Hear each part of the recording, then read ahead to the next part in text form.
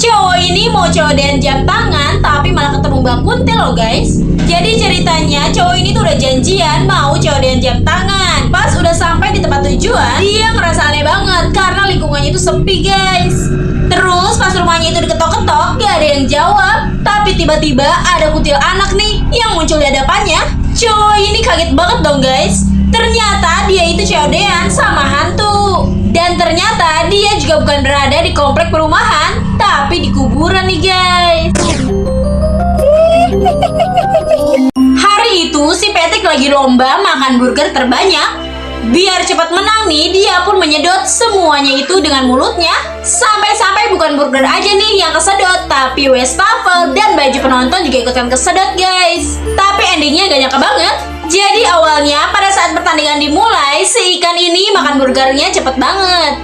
Terus si Patrick juga gak mau kalah dong. Dia pun membuka lebar mulutnya dan memakan semua burger yang ada. Si Patrick pun akhirnya bisa mengejar ketertinggalannya. Si ikan gak mau kalah juga ini guys. Dia pun menggunakan cara baru, cara cepat menang. Si Patrick pun tetap gak mau kalah. Dia nyedot semua burger yang ada sampai-sampai lidahnya ini gak bisa ngerasain lezatnya burger tersebut. Dan karena saking kuat nyedotnya nih, semua barang yang ada ikutan kesedot. Hingga akhirnya tersisa satu burger nih yang akan menentukan siapa pemenang di pertandingan tersebut. Tapi karena lawannya ini udah gak sanggup, jadi si Patrick lah pemenangnya guys. Si Patrick pun seneng banget dong guys. Hari itu si Patrick lagi lomba makan burger terbanyak. Biar cepat menang nih, dia pun menyedot semuanya itu dengan mulutnya. Sampai-sampai bukan burger aja nih yang kesedot, tapi wastafel dan baju penonton juga ikutan kesedot guys. Tapi endingnya gak nyangka banget. Jadi awalnya pada saat pertandingan dimulai, si ikan ini makan burgernya cepet banget. Terus si Patrick juga gak mau kalah dong. Dia pun membuka lebar mulutnya dan memakan semua burger yang ada. Si Patrick pun akhirnya bisa mengejar ketertinggalannya. Si ikan gak mau kalah juga ini guys. Dia pun menggunakan cara baru, cara cepat menang. Si Patrick pun tetap gak mau kalah. Dia nyedot semua burger yang ada sampai-sampai lidahnya ini gak bisa ngerasain lezatnya burger tersebut. Dan karena saking kuat nyedotnya nih, semua barang yang ada ikutan kesedot. Hingga akhirnya tersisa satu burger nih yang akan menentukan siapa pemenang di pertandingan tersebut. Tapi karena lawannya ini udah gak sanggup, jadi si Patrick lah pemenangnya guys. Si Patrick pun seneng banget dong guys. Gak ada kerjaan banget nih guys. Dua pria ini jalan-jalan ke surga dan neraka. Jadi ceritanya dua orang pria ini lagi bosen, gak tahu mau ngapain. Akhirnya mereka punya kepikiran nih buat jalan-jalan ke surga dan neraka. Tiba-tiba ada bapak botak ini yang menghampiri mereka. Dan tahu apa yang mereka inginkan? Si bapak botak ini pun menyuruh mereka untuk mendatangi seorang dukun. Tanpa berpikir panjang, mereka pun langsung nih nemuin dukun itu. Setelah ngobrol-ngobrol sama dukun itu, mereka pun masuk ke portal waktu kayak gini. Dan mereka terbang mengendarai pesawat UFO. Pertama-tama mereka pergi ke surga nih. Sampainya di surga, mereka kagum banget karena keindahan surga. Mereka pun melanjutkan perjalanannya ke neraka. Saat di neraka, mereka melihat di sana banyak api yang sangat panas. Bahkan mereka juga melihat orang-orang di sana dibakar dan teriak-teriak meminta tolong. Nah, kalau disuruh pilih, kalian pilih surga atau neraka nih guys? Yang subscribe dan like video ini, kalian aku doain semoga masuk surga semua ya guys. Kolor hijau nih yang baru aja di PHK dari perusahaan setan. Karena butuh uang nih untuk anak istri, jadi si kolor hijau ini coba nyari pekerjaan lagi. Dia pun keliling-keliling untuk cari kerjaan. Gak sengaja nih dia ketemu sama si Tuyul yang lagi pegang uang banyak. Si kolor hijau pun minta join sama si Tuyul biar dia punya penghasilan juga. Tapi si Tuyul nolak nih karena dia nggak mau bagi hasil sama si kolor hijau. Si kolor hijau pun melanjutkan perjalanannya lagi. Sampai akhirnya dia ketemu nih sama si genderuwo yang lagi duduk di depan angkringannya guys. Kolor hijau nanya nih sama si genderuwo, ada lowongan nggak buat gue? Genderuwo pun menjawab, maaf Jo, nggak ada. Udah sebulan nih angkringan gue sepi. Kolor hijau bilang lagi, ya udah deh nggak apa-apa, gue mau cari ke tempat lain lagi. Kolor hijau pun mulai mencari lagi guys. Gak lama si kolor hijau nemuin angkringan yang rame banget.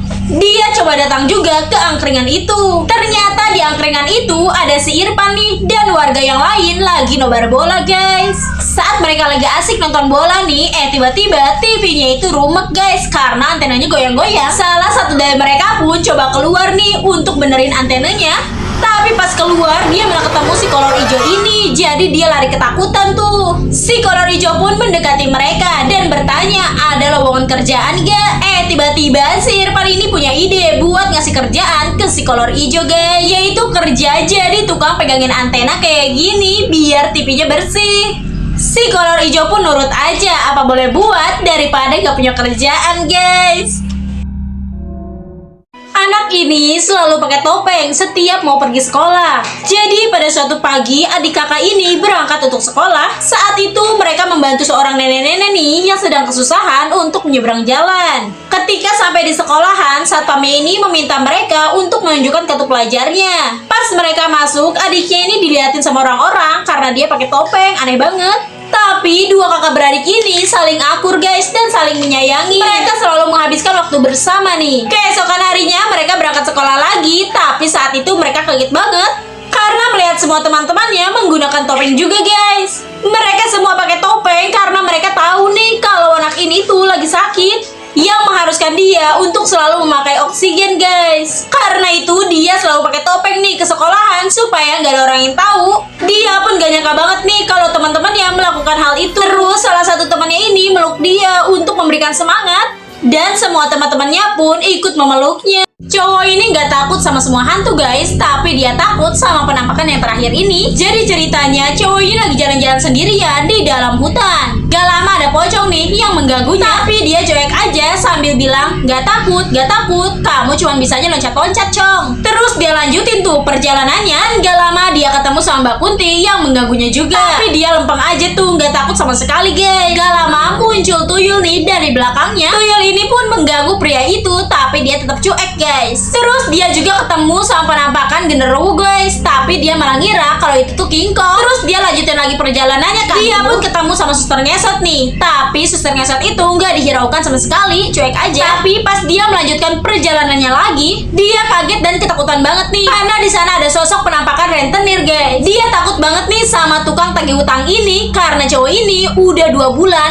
gak bayar hutang guys. Lihat cowok itu ketakutan, para setan ini pun ngetawain. Kasian banget nih guys, cewek ini disuruh loncat sama pelatihnya dari ketinggian sampai kakinya patah. Setelah itu kakinya pun gak bisa dipakai jalan nih dan harus pakai kursi roda. Terus pas dia datang mau latihan lagi malah diusir nih sama pelatihnya itu.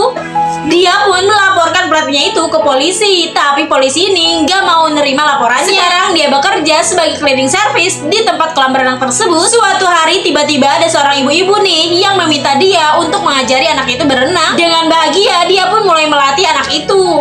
Dan 2 tahun kemudian dia sekarang menjadi pelatih renang profesional guys. Dia pun telah berhasil melatih murid-muridnya sampai jadi juara. Pada suatu hari ada ajang perlombaan nih dan dia melawan mantan pelatihnya dulu. Perlombaan pun dimulai, anak didik mereka mulai bersaing nih untuk merebutkan juara. Tapi mantan pelatihnya ini main curang guys. Dia nyoba nyogok juri nih.